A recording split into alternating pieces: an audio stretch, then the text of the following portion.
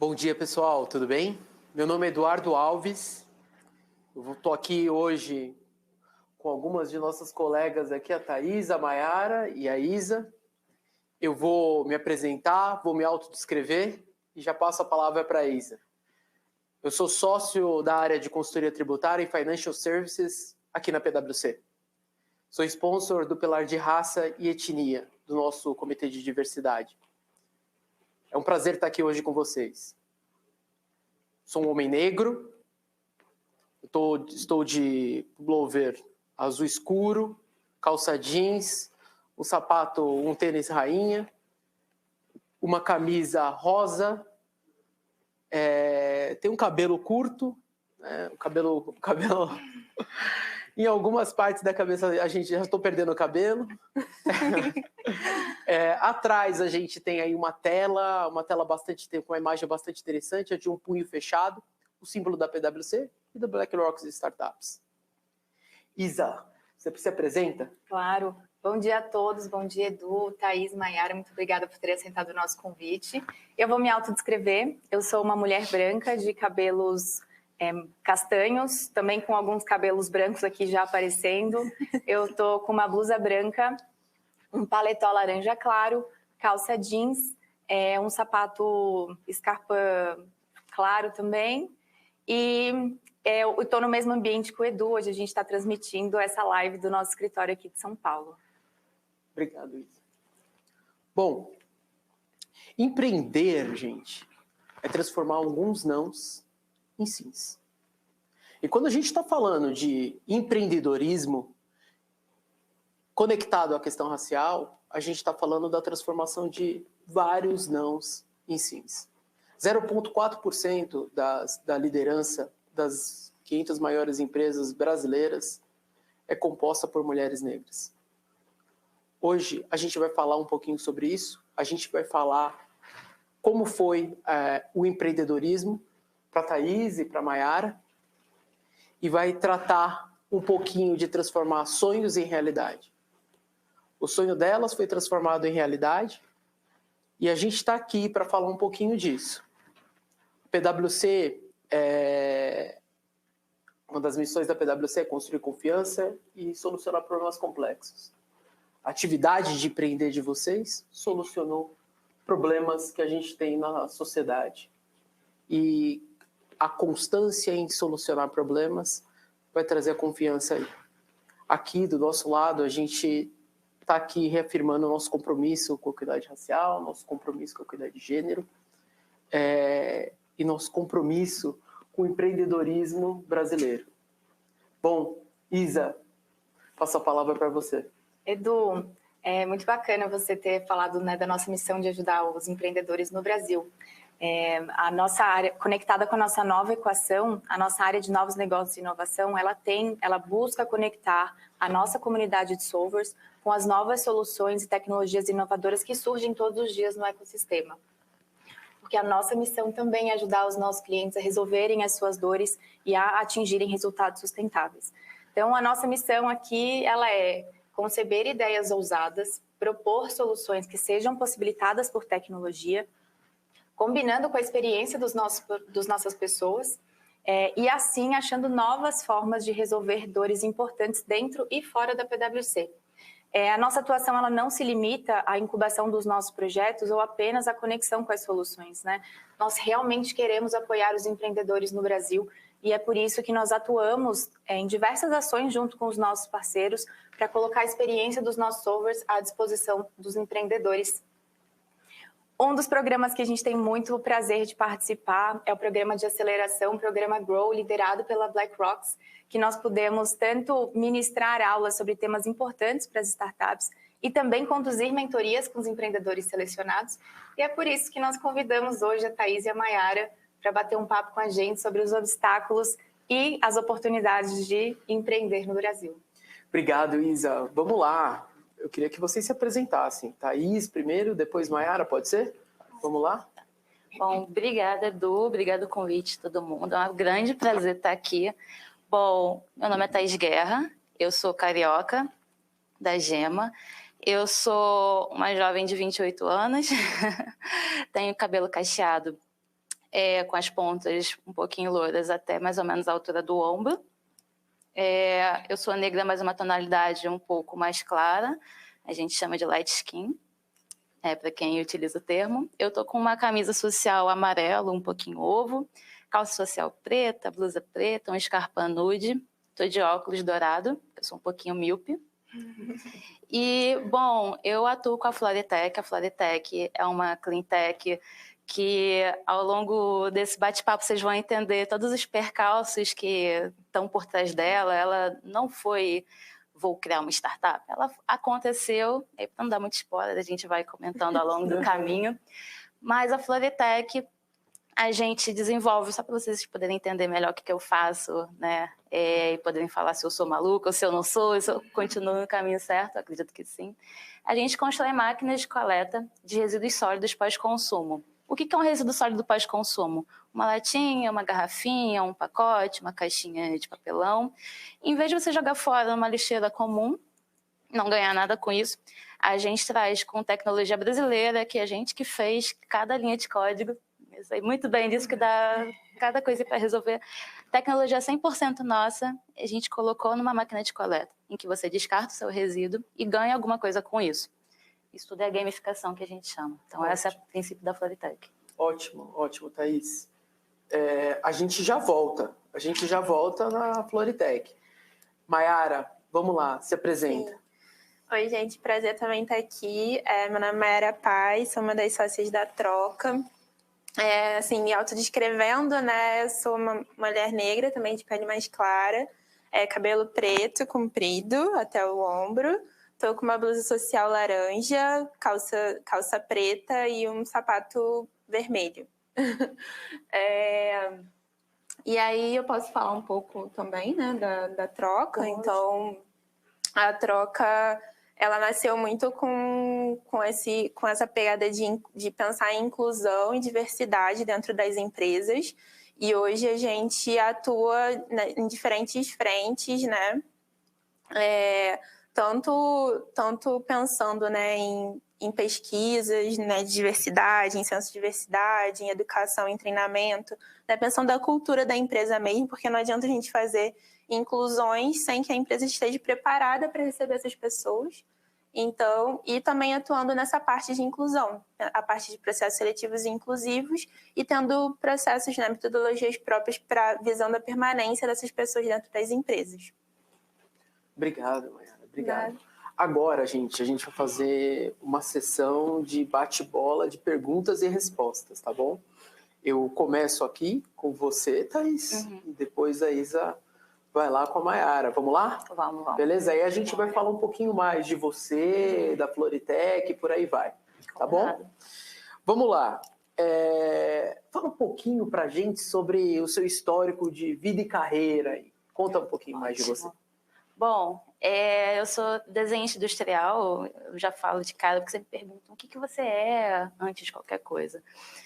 Mas desenhista industrial, designer de produto, então eu brinco que eu faço produto físico, porque designer já acha que você vai fazer logo, que você é sobrinho de alguém, fazer uma marca, não tem nada disso, faço produto físico, cadeira, máquina, carro, isso que a gente faz. Que legal.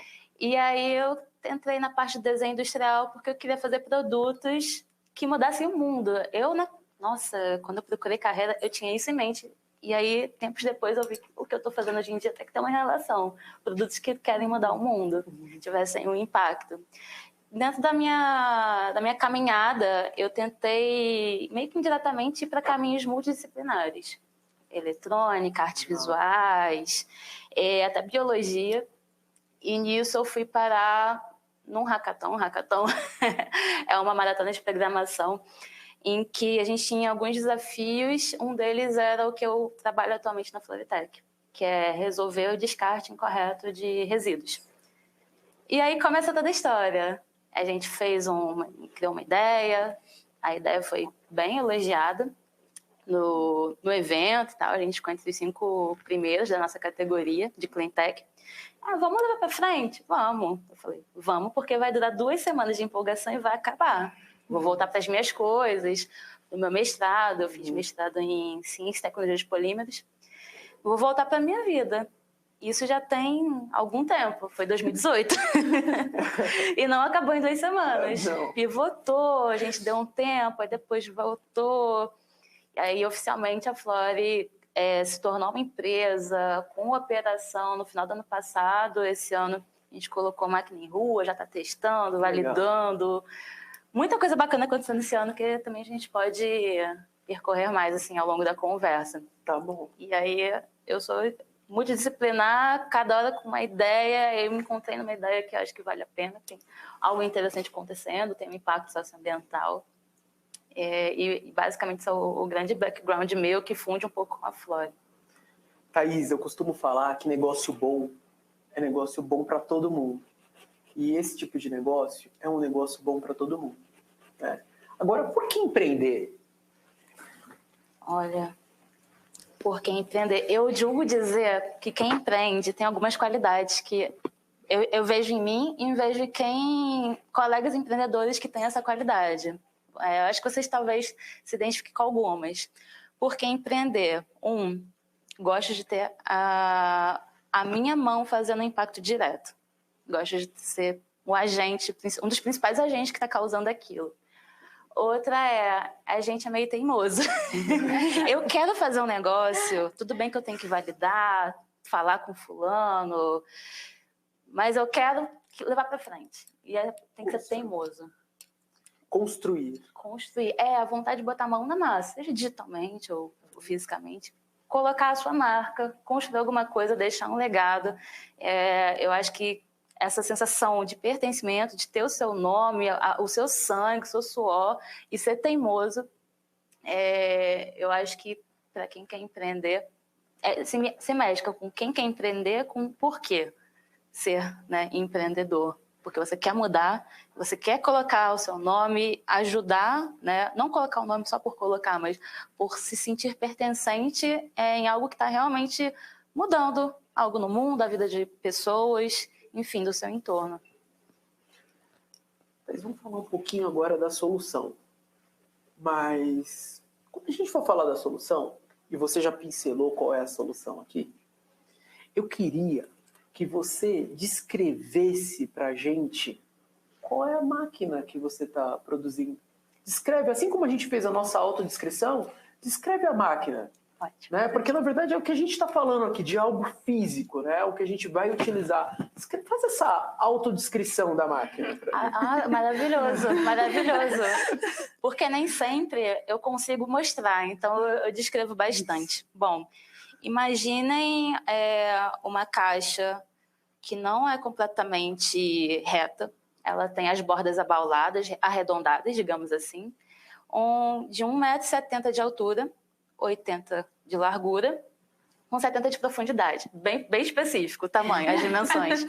Ela tem rodinhas, tem um LED super bacana no chãozinho dela, assim, para criar aquela aura de tecnologia. Ela tem uma tela touch de 10 polegadas na parte superior da direita. Na esquerda tem uma abertura de 30 centímetros de diâmetro, que é onde a gente tem a nossa porta motorizada. Então você interage com a tela touch, coloca o seu telefone ou o CPF, isso varia de acordo com o cliente que está contratando a máquina, algum dado para dizer quem é você, ou você não precisa se identificar. Coloquei meu dado, a porta desce, você coloca o seu resíduo, a telinha mostra o que você tá, a quantidade de peso, e você consegue concluir o seu descarte, a porta sobe, e essa é mais ou menos a dinâmica. Ela, na lateral dela, né, eu falei que ela é arredondada, a lateral ela é toda amadeirada, ela tem uma textura de madeira super bonitinha, e na frente tem uma adesivação com a arte do cliente que está contratando, e dizendo, olha, que você descarta latinha, ou plástico, papel, você vai ganhar isso, vai ganhar aquilo, algo que chame o público. Então, essa é a carinha da máquina da Flori.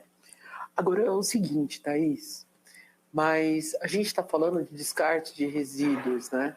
Mas tem uma inteligência muito grande por trás disso, né? Porque não é simplesmente um trabalho de coleta.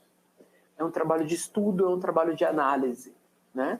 Escreve isso pra gente um pouquinho. Perfeito. Bom, eu gosto de brincar bastante que a gente partiu da problemática de resíduos, de ambiental, mas a gente trabalha hoje em dia talvez muito mais com a parte de dados, de inteligência, do que com qualquer outra coisa, apesar de estar um intrínseco ao outro.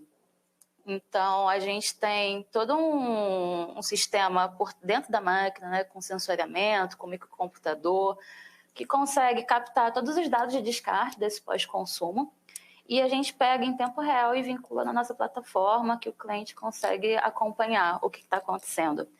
E são dados de pós-consumo que boa parte das empresas que geram resíduos não possuem. As empresas têm os dados de venda do que produtos que estão comercializando, mas a gente percebeu, e as empresas também estão percebendo agora, que os dados de pós-consumo desse descarte do consumidor não está de fácil acesso, não estão achando.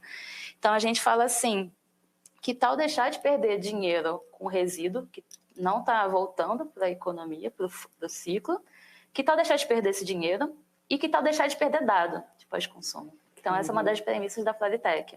Então, a gente ataca muita questão de dados, de inteligência de mercado, de você usar esses dados de pós-consumo para você entender mais o seu consumidor, engajar muito mais, fomentar a educação ambiental. A gente sabe que em certos locais, assim como no Rio, tem muito ao que melhorar.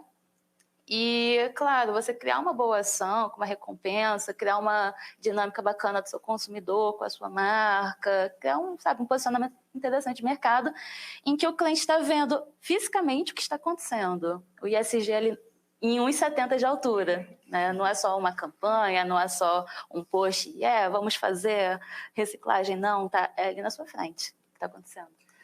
Ou seja, a Floritec ela é responsável por fechar o ciclo de retroalimentação, tanto de informação, questão de resíduo, ESG, para o setor de varejo, por exemplo.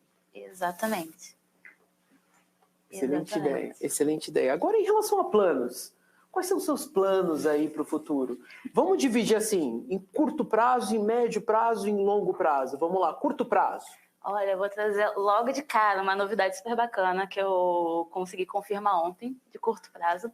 Em toda a nossa inteligência, e a gente fala que é baseada na internet das coisas, agora a gente vai conseguir colocar um desenvolvimento de inteligência artificial para prever onde vai ter mais impacto socioambiental, onde que vai estar bombando, quais são os hábitos de maneira que auxiliem em tomada de decisão com IA.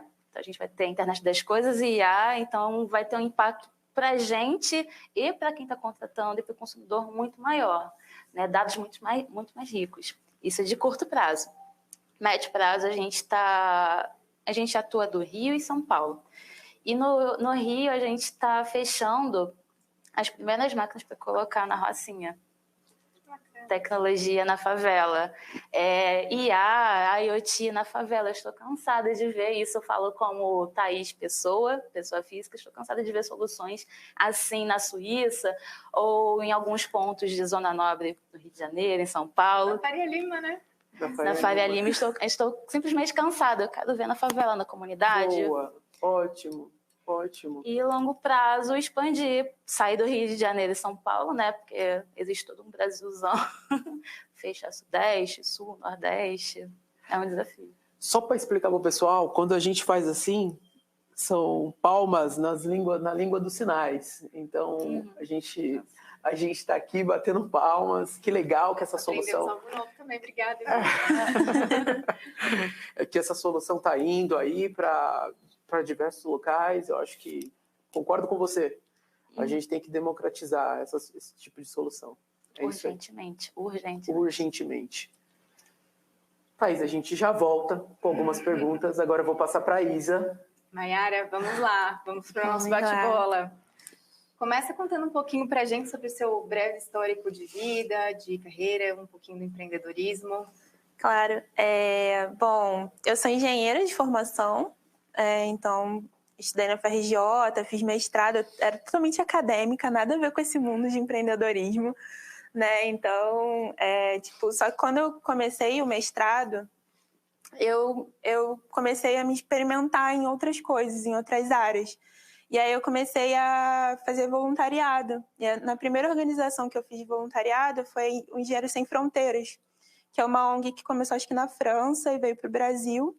E aí, quando eu comecei, estava começando no Rio de Janeiro. E aí eu fui uma das primeiras voluntárias do Rio de Janeiro na época.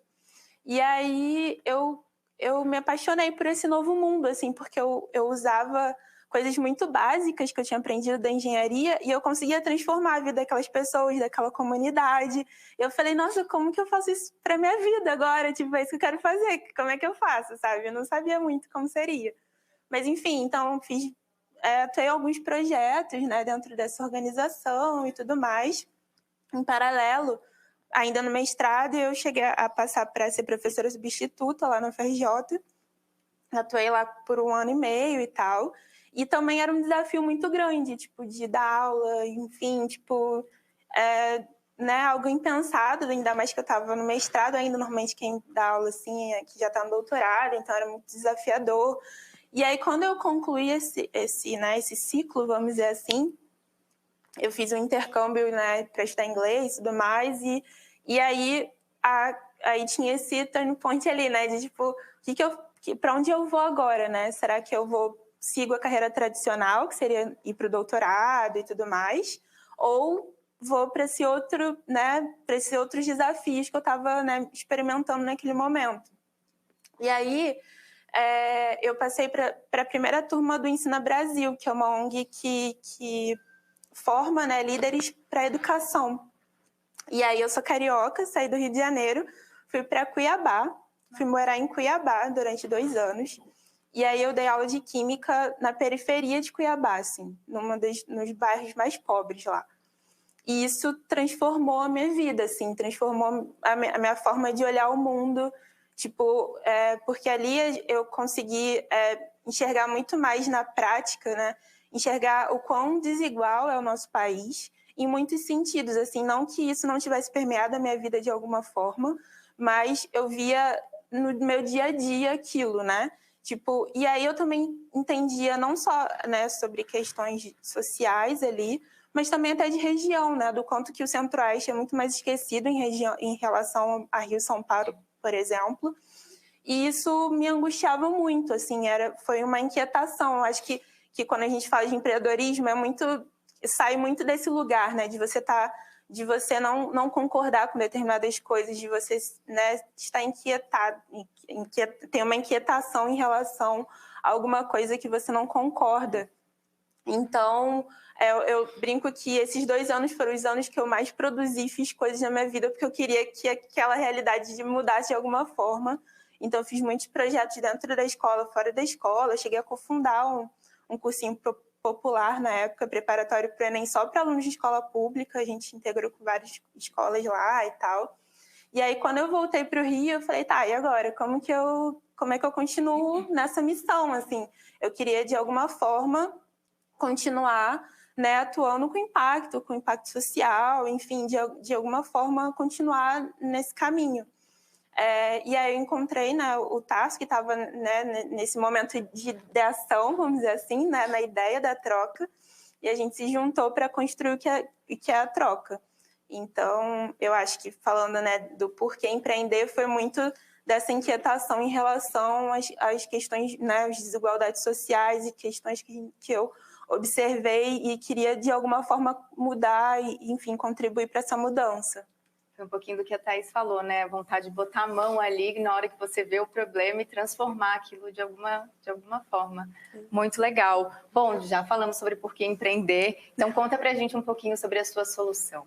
E aí a troca, ela começou muito focada na inclusão, assim, das pessoas que estavam numa situação mais de vulnerabilidade social mesmo. Como que a gente fazia para transformar a vida dessas pessoas, né? Tipo, o emprego era uma forma, né? Porque tinha garantia de benefícios, tinha uma certa estabilidade.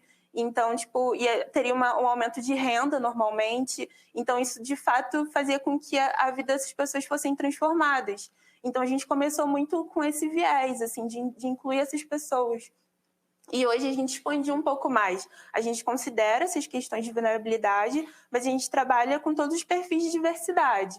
Então, raça, gênero, LGBT, né, tipo, de pessoas com deficiência, enfim.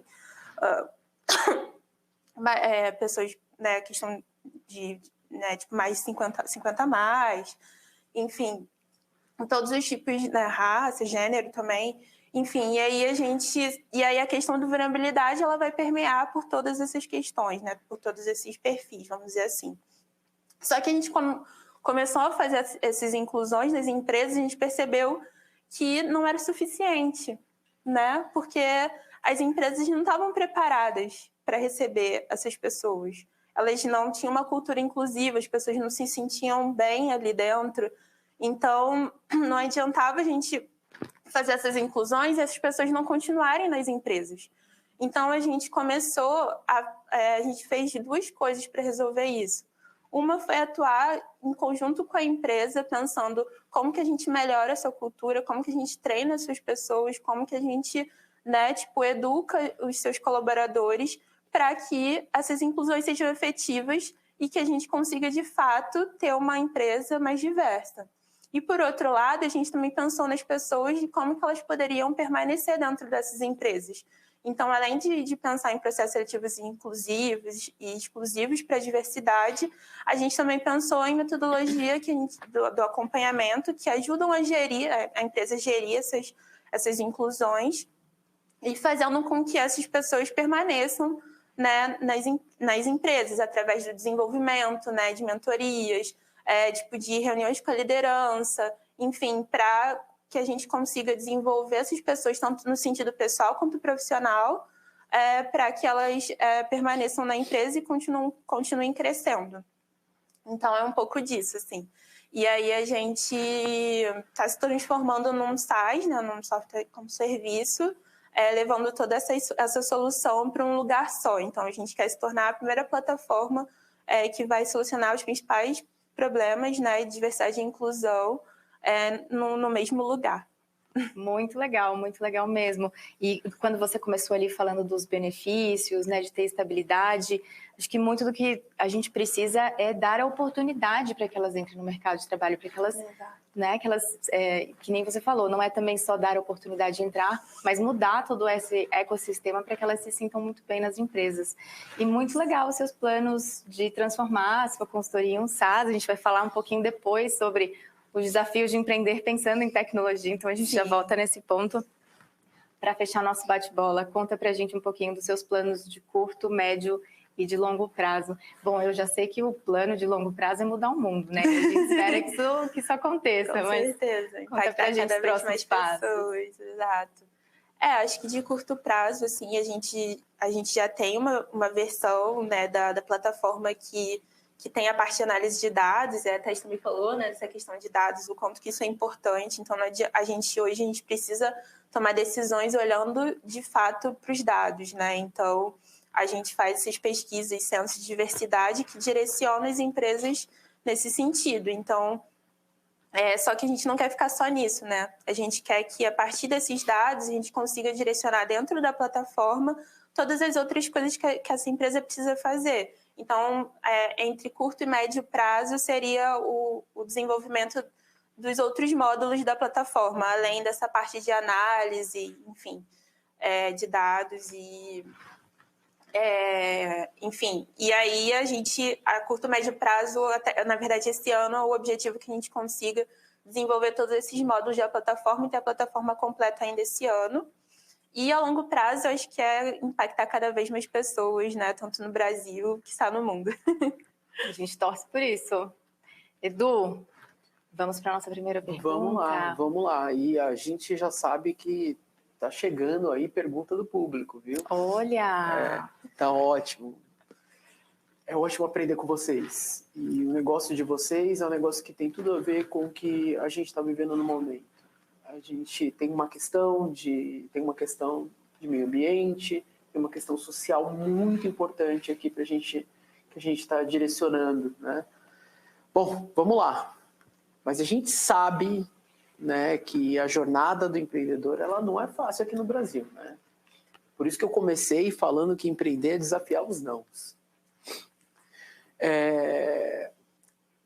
Complica por conta de burocracia, complica por conta de entraves do governo, a falta de maturidade de mercado, questão de infraestrutura em alguns setores.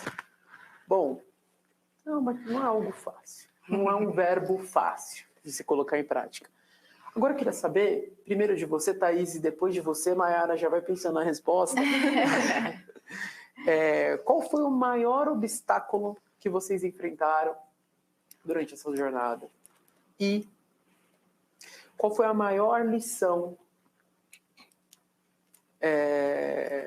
por conta desse desafio? Vamos lá, Thaís. O maior obstáculo, eu ia até perguntar, a gente seleciona uma lista por ordem cronológica, alfabética. Eu vou fazer um apanhado geral e aí eu posso trazer alguns pontos que, no meu caso, são relacionados ao obstáculo.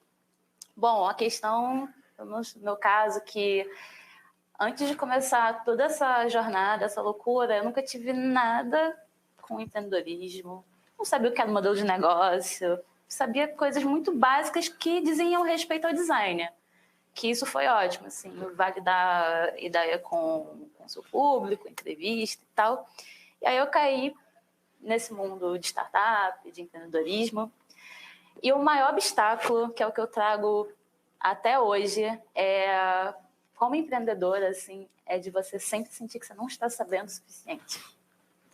Não estou sabendo o suficiente do meu cliente.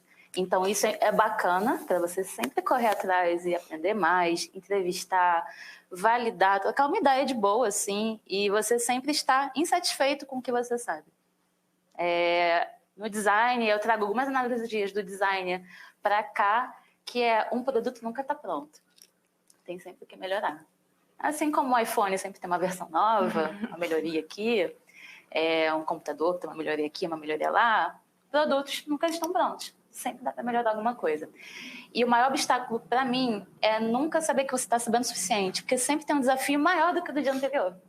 Poxa, o que está acontecendo hoje? Algo que eu nunca passei antes, como é que eu resolvo? Uhum. E o que acontece é que, dependendo do seu nicho e da sua solução, não tem a quem recorrer. Porque quando você está criando uma coisa que teoricamente é inovadora, poucas pessoas passaram por aquilo que podem te ajudar diretamente, né? Então, os mais desafios a falta de resposta, talvez, e você ter sempre que dar um jeito de você solucionar, mesmo talvez estando sozinho naquele momento, porque ninguém passou por aquilo que você está passando. Um problema que eu estou passando com a minha solução, que eu tirei uma ideia da minha cabeça, que poucas pessoas fizeram no mundo, para quem que eu vou correr precisando de ajuda? Como é que eu soluciono isso? Ninguém passou pelo mesmo. Eu acho que é isso, questão de você não saber, questão talvez de estar sozinho no mundo empreendedor, apesar da gente ter, às vezes, uma equipe, ter mentor ajuda bastante. A gente não se sentir sozinha, mas no dia a dia, quando dá problema, eu não sei vocês, mas a sensação de que a gente está sozinho, por isso que é também importante também ter uma rede de apoio, né, para falar, chorar pitanga, falar que deu errado, ganhei a venda, perdi a venda, por quê? Não sei, o cara não me falou, tal. Um dos grandes obstáculos e como que a gente faz para solucionar, que você tinha perguntado, certo? Qual, na verdade, é a grande lição? A grande lição. Você já tangenciou um pouco, né? A grande lição, nossa, eu falei de teimosia. E eu trago de novo a teimosia como uma das soluções. E se você está trazendo uma solução que você acredita que ela é importante o suficiente, por mais que os dias sejam difíceis, isso já vai ajudar pra caramba. Você acreditar no impacto que você está gerando, na sua solução. E tem aquela frase que é um clichê, mas ela super funciona, que é acreditar no seu processo. Acredita no processo, insiste. Você vai levar 50 nãos hoje, mas vai chegar um dia que você vai receber um sim, e vai ser um sim que pode mudar tudo também. Eu acho que manter a teimosia, insistir e confiar no processo. E claro, quando você perceber que realmente insistir não está dando certo, dá um jeito, pivota. Mas de uma maneira ampla e geral, eu acho que, cara, se agarrar, acreditar, confiar no que você está propondo de impacto, na sua solução, no problema que você quer resolver acima de tudo. Interessante, né? Tem uma ideia aí de obstáculos e aí como desafiar, como você ir além desses obstáculos, né? De vez em quando sendo flexível, de vez em quando sendo um pouco mais firme no seu posicionamento. É interessante isso, né? Bom, e você, Mayara? Eu acho que um dos maiores obstáculos, com certeza, foi a pandemia, assim, porque Como eu falei, a gente trabalha empregando pessoas dentro das empresas. E na pandemia, as pessoas não estavam sendo empregadas, as pessoas estavam sendo demitidas. Então, a gente praticamente falou, e agora? O que a gente faz? Para onde a gente vai? O que a gente, né? Como é que vai ser? Então, a gente teve que se reinventar, né? A gente teve que repensar, a gente teve que, né, tipo, entender. E aí, eu acho que uma das maiores lições que eu acho que o empreendedorismo, de certa forma, traz para a gente é que a gente não pode ficar apegado à solução. A gente tem que se apegar ao problema. Então, existem diversas formas de você solucionar um problema, né? Então, não necessariamente a solução que você está propondo é a ideal. Então, quando você se apega ao problema, você consegue entender que não tem problema pivotar, né? Porque você vai continuar resolvendo o problema original. Então, por mais que, né, todas as questões, problemas de reinvenção e tudo mais, no final do dia, a gente está conseguindo impactar essas pessoas, a gente está conseguindo, de alguma forma, transformar as empresas em relação ao tema que a gente está propondo. Então, a gente está feliz com o que está acontecendo. Então, acho que essa é uma lição. O obstáculo a gente vai ter o tempo todo, né? O empreendedorismo tem altos e baixos o tempo todo, não tem jeito. Mas a gente tem que ser inovador, né? E se reinventar o tempo todo para que no final do dia a gente consiga solucionar o que a gente está se propondo. Isa, eu vou continuar um pouquinho com a Mayara. Mayara, você falou aí que a gente tem que inovar, né? Você traz aí uma solução bastante ligada à diversidade. Eu vou sair aqui do script e vou fazer uma pergunta para você. Diversidade e inovação. O que uma coisa tem a ver com a outra, Mayara? Nossa, pergunta complexa, né? Mas se você for pensar hoje no mercado de diversidade, a gente tem majoritariamente consultorias, né? São as principais consultorias de diversidade no Brasil, assim.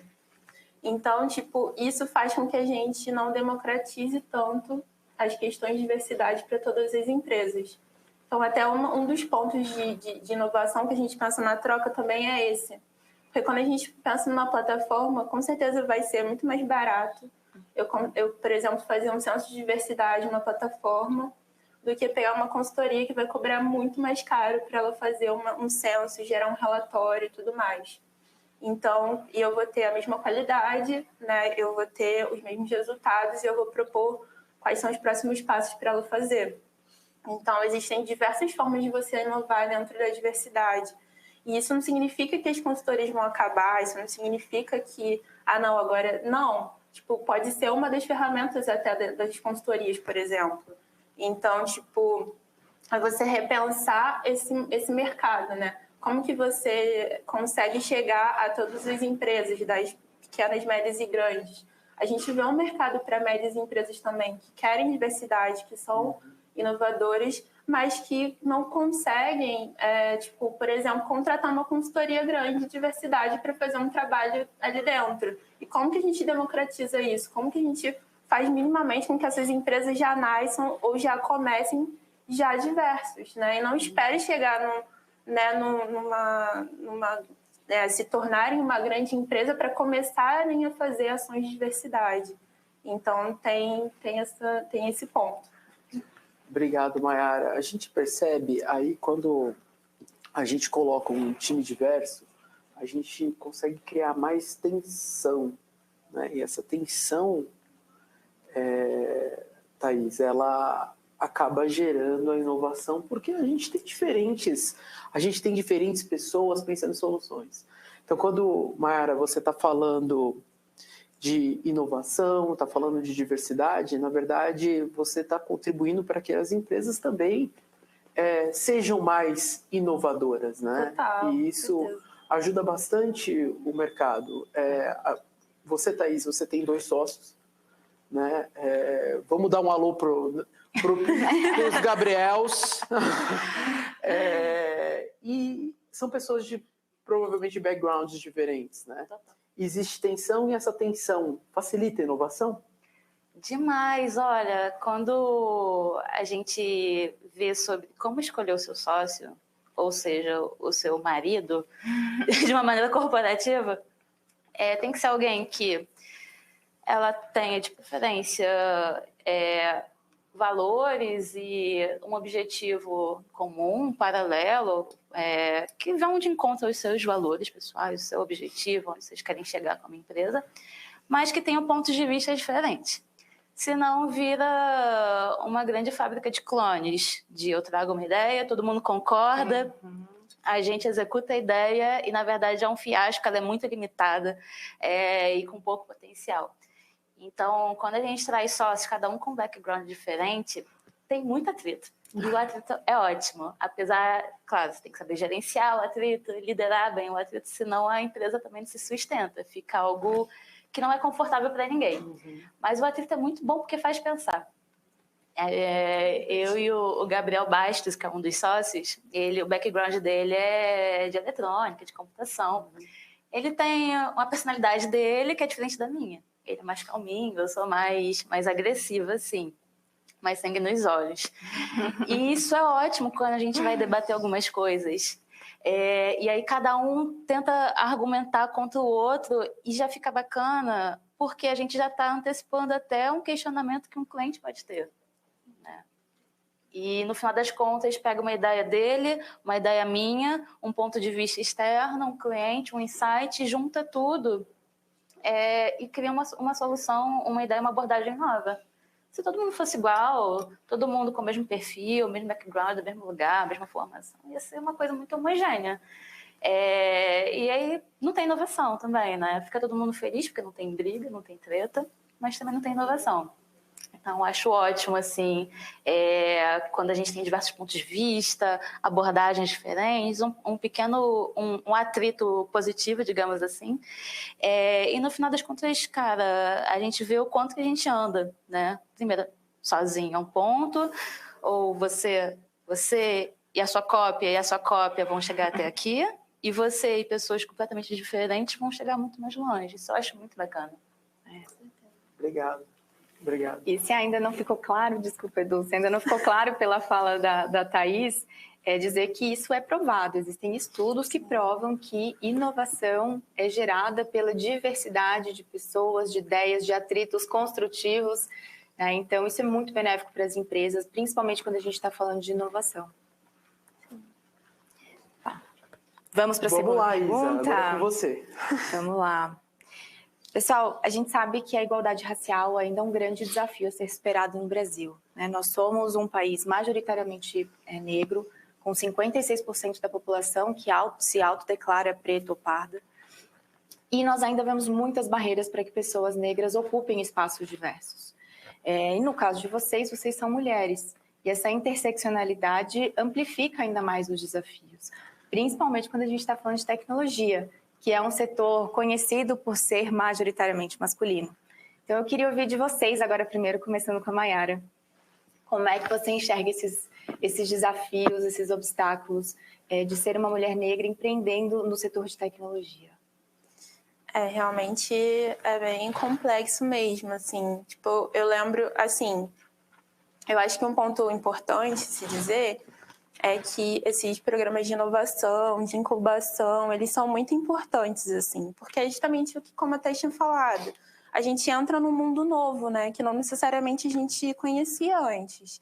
Então, a partir dessas incubações, né, das mentorias e tudo mais, que você começa a entender como que você, né, reestrutura aquele negócio, entende o modelo de negócio e tudo mais. E eu lembro que uma das primeiras incubações que a gente entrou, que era uma das maiores na época, que foi do BNDES Garage, a gente entrou como na fase de criação ainda. A gente estava bem na fase de ideação, né, pensando no modelo de negócio e tal. E a gente eu acho que a gente, sei lá, deviam ter no máximo 10 pessoas negras, dentre muitas startups, assim. E não eram 10 startups, eram 10 pessoas no total. E quando a gente olhava, assim, quando eu olhava para o lado, né, o que eu via? que a gente estava dentro de uma incubação no sistema criação, ainda não era tração, não era tipo empresa grande, nada disso. E a gente já tinha startups que, por exemplo, já tinham investimento anjo, já tinha, sabe, várias coisas nesse sentido, basicamente, sei lá, com PPT, não era cooperação. E aí a gente, nossa, tipo, eu tô aqui já tenho alguns resultados, e por que eu também não tô achando né, essas pessoas para também investir na gente e não ter tantas dificuldades como a gente estava tendo, assim. Porque nesse momento inicial, a gente passou vários perrengues mesmo, assim, de tipo, sei lá, E eu acho que é até interessante, tipo, que a nossa mentora na época, que foi a Bia, ela sabia dessa nossa dificuldade, então ela ajudava a gente, tipo, nesse sentido, beleza, vocês ainda não estão gerando grana com a startup, mas vocês precisam sobreviver e como que a gente te ajuda vocês nesse sentido. Eu lembro da gente, sei lá, vender brigadeiro para poder, tipo, conseguir pagar a passagem para ir pro work na época, pro escritório lá, pro coworking, e tipo, sobreviver e vender outras coisas e testar a ideia e conseguir fazer as primeiras vendas e conseguir sobreviver naquele mundo.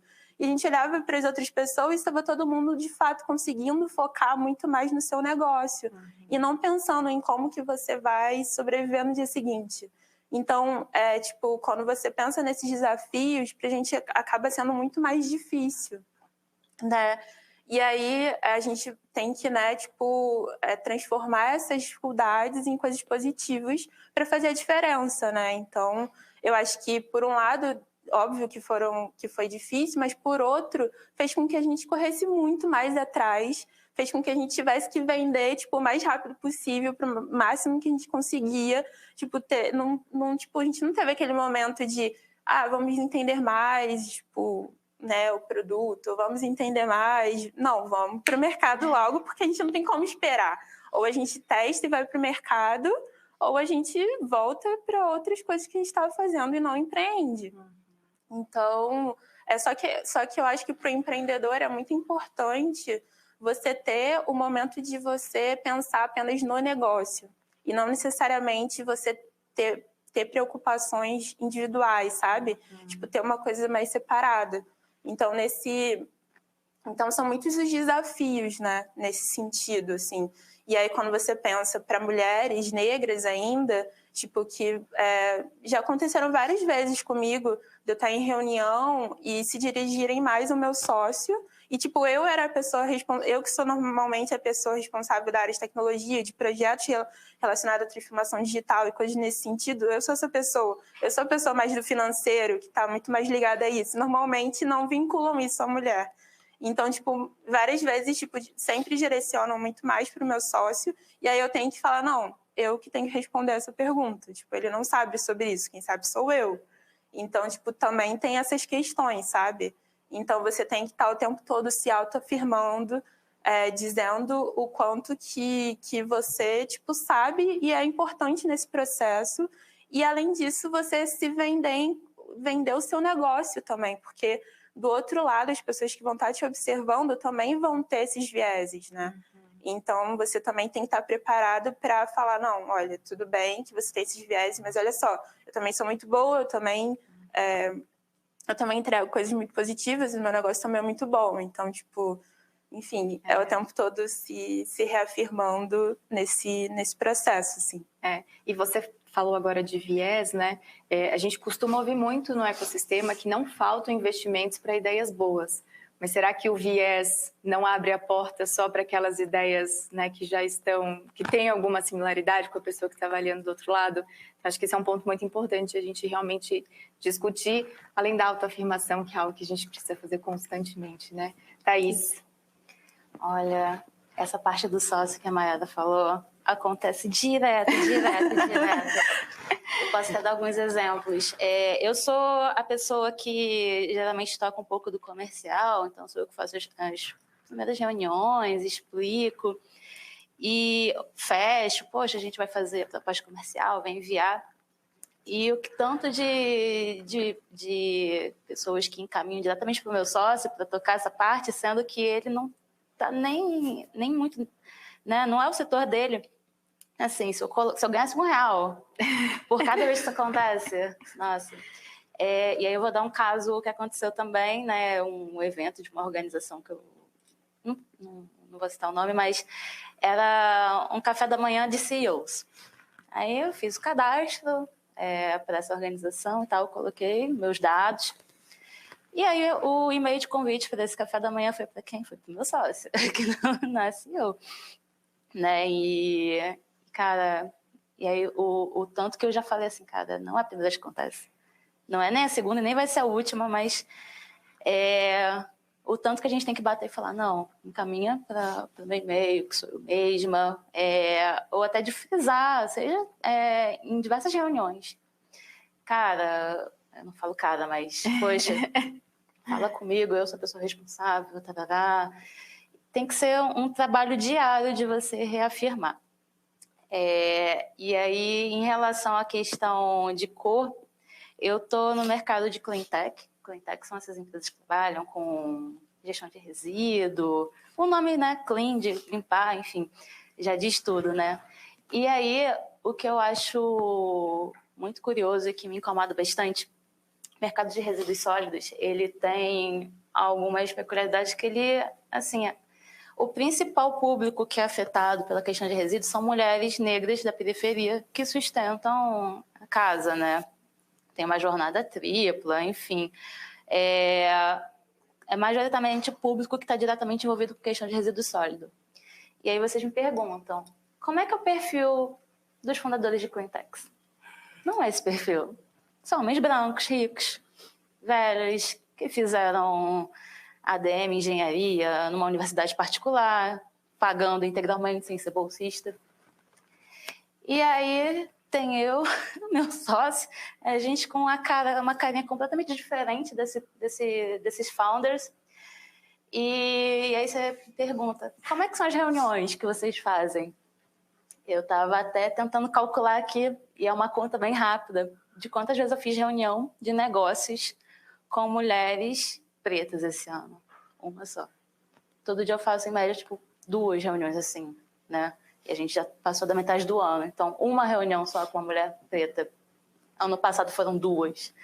Então, não é coincidência. E me chateia bastante ainda, né? Apesar de ser um setor que a gente vê, cara, o público mais impactado é esse. E quem funda empresas desse setor não tem nada a ver, é porque algo está muito errado.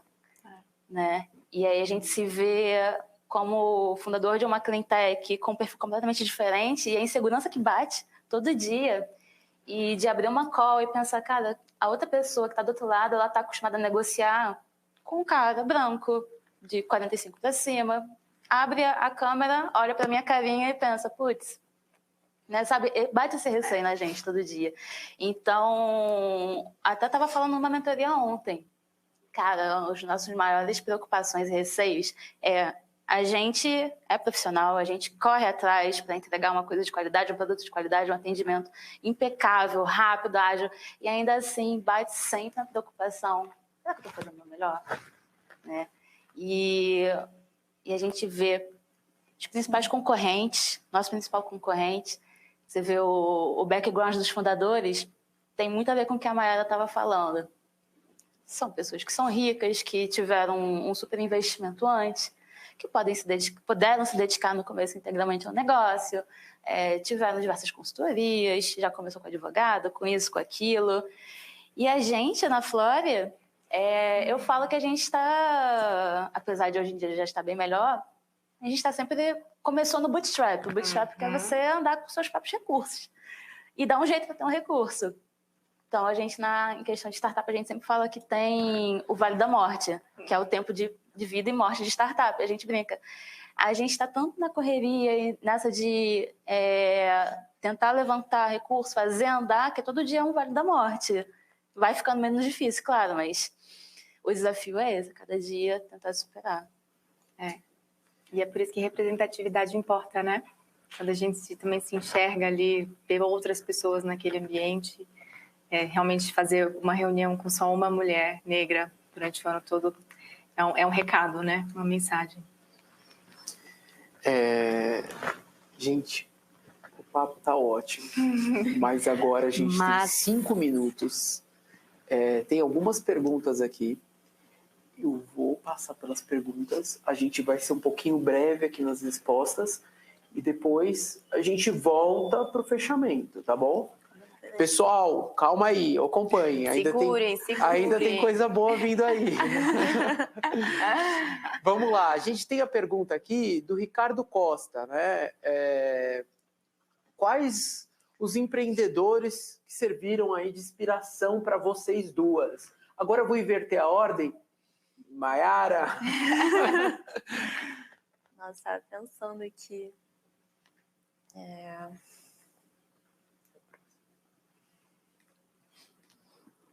Eu falaria do Edu, da Gerando Falcões. Edu Lira. Edu Lira. Ele é incrível, assim, ele conseguiu, né, tipo, ele, enfim, tá tendo resultados incríveis, impactando muitos lugares, uma ideia que impacta as comunidades, sabe? Conseguindo, tipo, fazer uma captação de recursos absurdos com nomes sensacionais, assim, tipo, né, os maiores ricos do Brasil, enfim.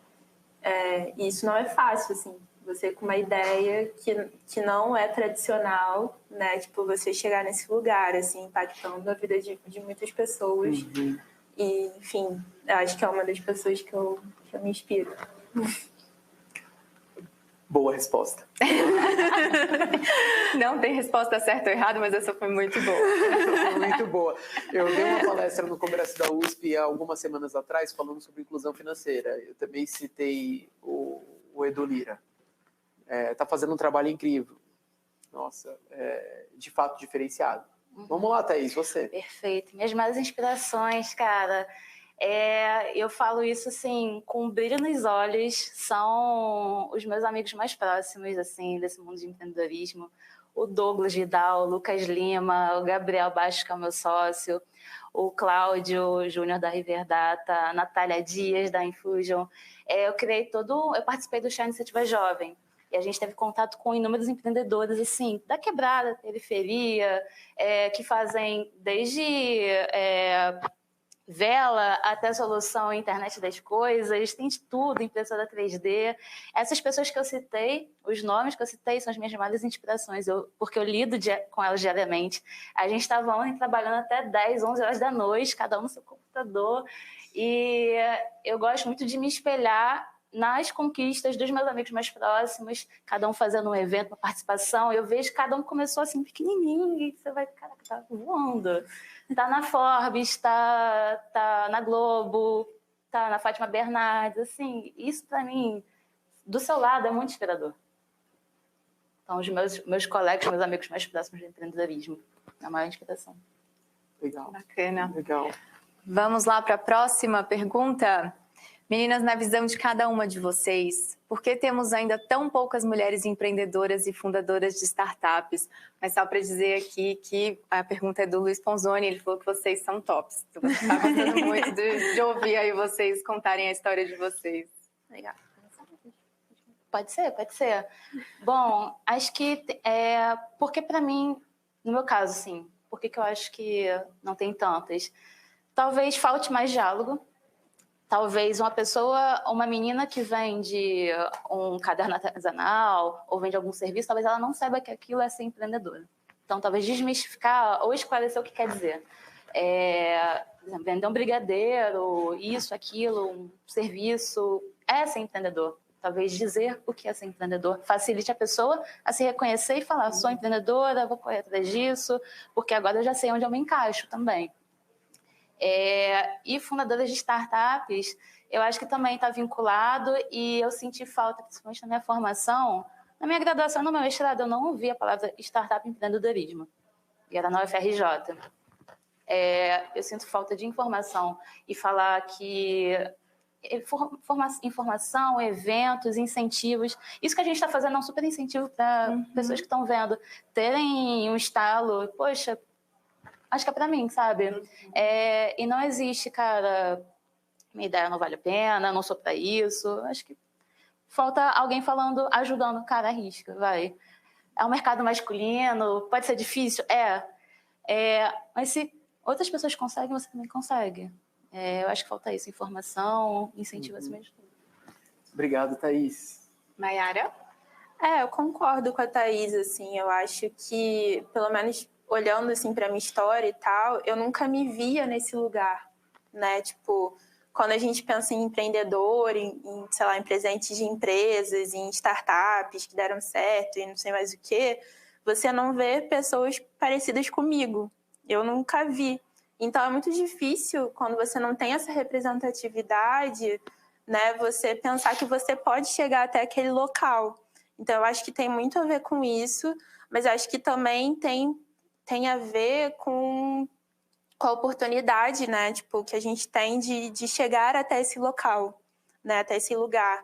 Porque, tipo, a gente precisa de investimento, né, nessas mulheres, né, não só mulheres empreendedoras, mas, tipo, nos empreendedores sociais, em pessoas negras. É muito difícil você ter investimentos grandes mesmo para essas pessoas, né, para essas startups que estão começando. Isso faz muita diferença. Às vezes tipo, esses investimentos fazem diferença para você conseguir com que a sua ideia alcance determinados níveis ou não. Então, eu acho que isso também é um ponto bem importante a se dizer. Chegamos ao fim. Chegamos ao fim. Infelizmente. Infelizmente. Gente, o bate-papo foi excelente. A live vai estar gravada, vai estar disponível no YouTube. Vocês deram informações riquíssimas a respeito do negócio de vocês, trabalharam aqui as nossas dores aqui no mercado. Muito obrigado pela participação de vocês, né, Isa? Muitíssimo obrigada, meninas. Foi inspirador também. Né, a gente fala muito sobre os obstáculos, mas as lições, acho que é o que a gente leva aqui para continuar olhando para essas dores e tendo coragem de fazer diferente, né? Parabéns e muito obrigada. Obrigado.